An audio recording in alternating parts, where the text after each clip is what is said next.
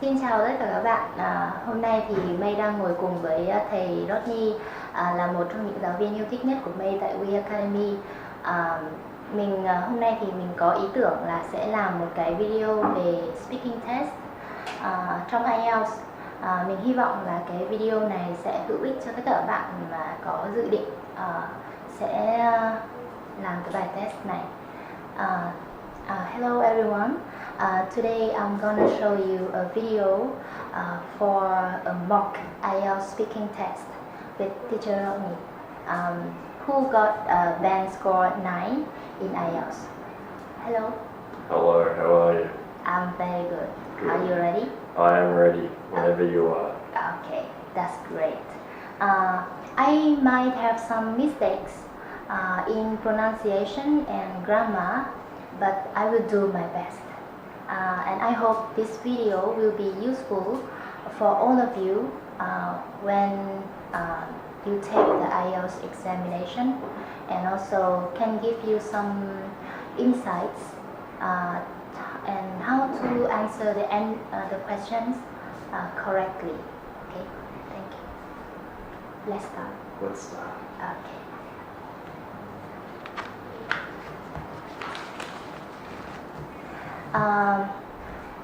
This is the speaking test of the International Language English Testing System taking place in We Academy on Friday, October 13. The candidate is teacher Rodney and examiner is student May. Okay, good afternoon. Good afternoon. Okay, what is your full name, please? My full name is Rodney Allen Harbour. Okay, what should I call you? Rod. Okay, may I see your passport, please? I don't have my passport, but I will give you my ID. So this is my ID. Okay, thank you. Okay, Mr. Harbour. So now in the first part, I would like to ask you some questions about yourself. Not a problem, go ahead. Okay, let's talk about your hometown. Okay, so my hometown is in Australia. I consider my hometown the town where I was born. So the town that I was born is called Daylesford in Victoria. Is it an interesting place to live? Yeah, Daylesford is only about an hour and a half away from Melbourne, which is one of our big capital cities. But it's a very quiet country town, which is why I love it so much. It has mineral water springs in our hometown, so we used to have free mineral water. But it's also close to the bush and farms, so you have a lot of activities that you can do there. Okay, so what don't you like about your hometown? The thing I don't like about my hometown is its size. So the population is only around about 10,000 people, which is good if you want to know everyone. But on the drawback, everyone knows you. And so it's very hard to do anything or get anything done without people wanting to know why you're doing it or what's happening. Okay, let's talk about your job. What is your job? My job at We Academy is I'm one of the teachers here. It's a fun job because I get to deal with a lot of students from many different countries, which is what makes it very interesting. I teach IELTS, I teach TOEIC, but I also teach general English, which is fun. It is a challenge, but it's a challenge that I love. So, why did you choose this job? I have always been interested in teaching. I started teaching too many years ago to actually count. So I started doing vocational teaching, which is training people how to get ready for work, teaching them the skills that they need to be able to find a job and do that job properly.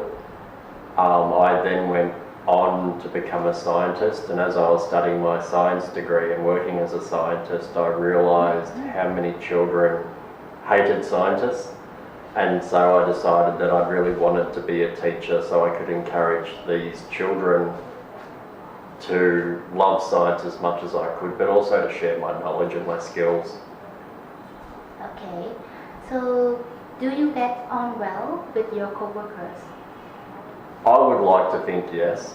I'm very relaxed, very easygoing, but I also have very clear ideas on what my responsibilities are as a teacher, and so I hold my teaching standards up in very high regard. These are the codes of ethics that we pretty much have that tell us what we should do, what we should be, and guide us in being better teachers. Okay, so I want to ask, what was your first day at work like? My first day at We Academy was very, very nervous for me. I came in as the native speaking teacher, and it can be daunting because when you're in a facility and you're the only person that looks different to everyone else, Yes. it can be scary. But at the same time, the students and the staff here are really friendly, and that made it a very enjoyable experience in my eyes. Okay, so what responsibilities do you have at work? If I'm at work, my responsibilities are I have to make sure all my lessons are planned and printed ready for my students. At the moment, I have a range of students ranging from a young Mongolian boy who is 12 all the way up to adults, and so I have to make sure that their classes are interesting, their classes are varied, but at the same time they're fun. Learning to me is their biggest priority. All my students have very clear goals in what they want to learn and what they want to achieve in their language, and so I do my best to encourage that growth towards their goals, so hopefully they do achieve their outcome that they want. Okay, would you like to change your job in the future? No, in all honesty, I can see myself teaching until the day I retire. It's one of these jobs where if you're passionate about what you do, if you're passionate about education, you don't want to stop. Like, my thing that really drives me the most, I hate to say, is seeing my students achieve their goals, seeing them succeed, and seeing them grow, and seeing them being able to really use the language to its full extent, and not just for basic conversation. Okay. Now we will move to part 2. I'm going to give you a topic, and I would like you to talk about it for 1 to 2 minutes. You have 1 minute to think about what you are going to say, and you can make some notes if you wish. Do you understand? Yes, I understand. Okay. This is your paper, pencil, and your topic.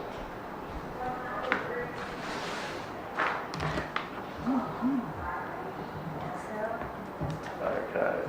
Okay. So, yes. Okay. So respect. Describe someone you respect. Okay.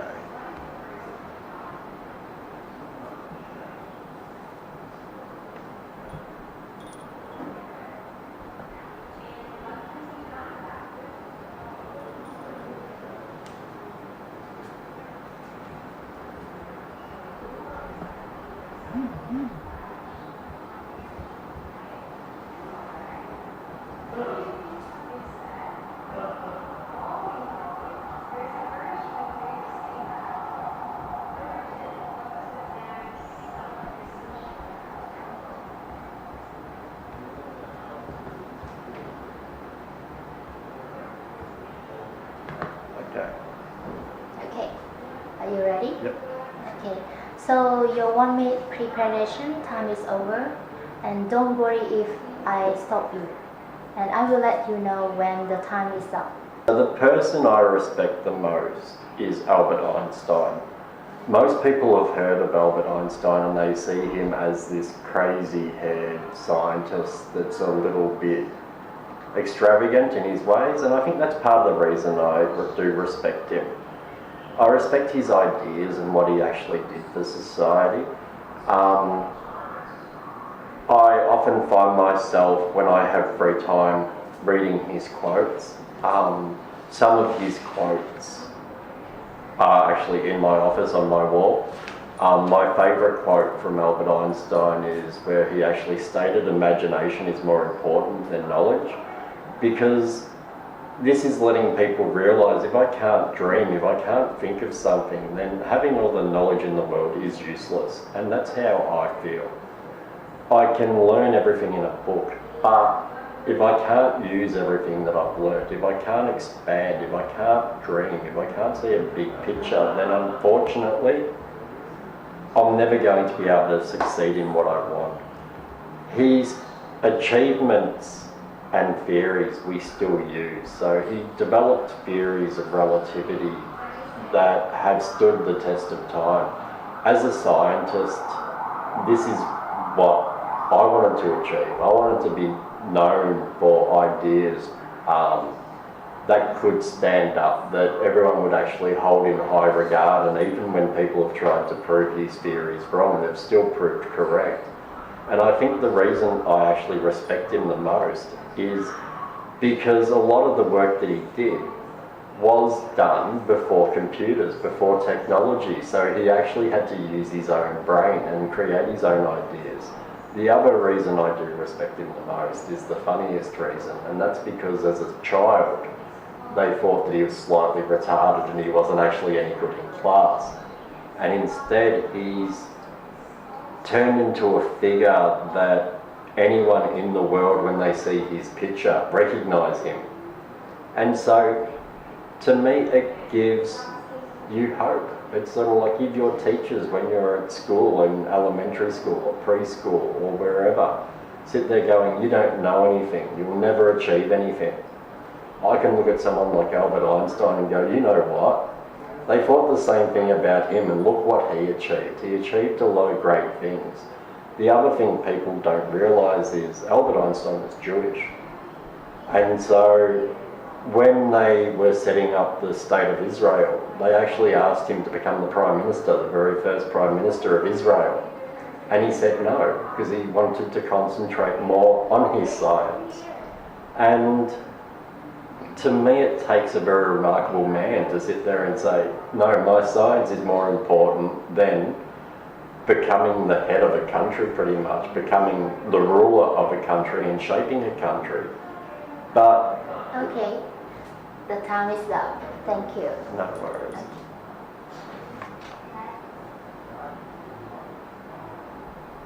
Okay. I'm going to ask you some questions relevant to your part 2. What kind of person can't you respect?